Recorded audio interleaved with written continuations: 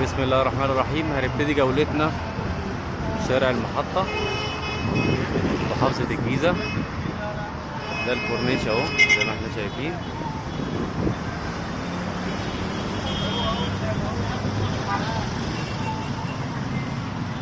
زي ما احنا شايفين اهو.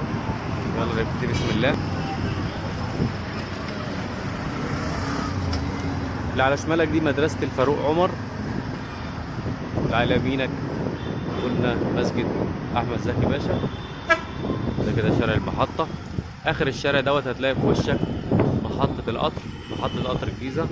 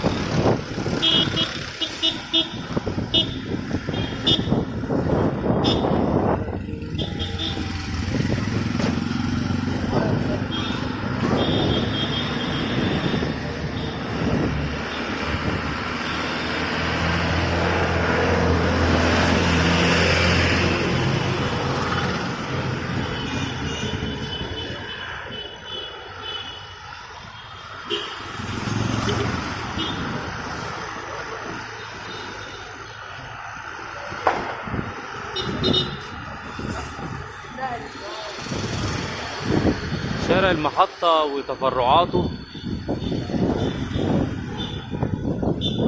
ناس كتير بتسأل عن أسعار الشقق والمحلات الإيجار والتمليك في شارع المحطة وتفرعات الشارع ده.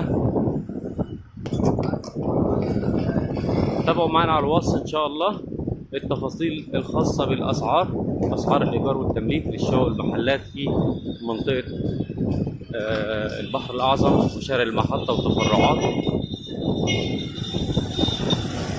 كده دي كانت نظرة سريعة كده على الشارع، وباقي التفاصيل إن شاء الله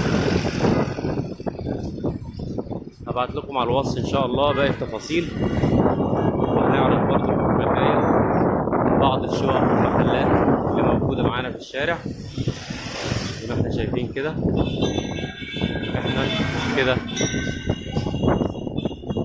قربنا لشارع ربيع الجيزي اللي هو موازي لشارع البحر الأعظم بره، موازي لخط المترو اللي جاي من ميدان الجيزة رايح على المنيب. احنا كده وصلنا لآخر الشارع. كده تطلع على محطة القطر، وكده تطلع على ميدان الجيزة.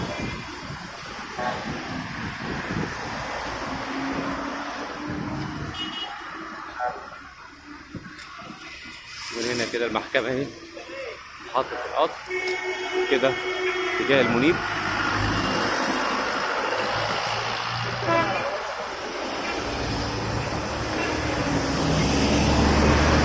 ولا استفسار بخصوص منطقة شارع المحطة شرفوني بالتواصل على الواتس. متشكر جدا على دعمكم. بإذن الله إن شاء الله دايما نكون عند حسن الظن. والسلام عليكم ورحمة الله وبركاته.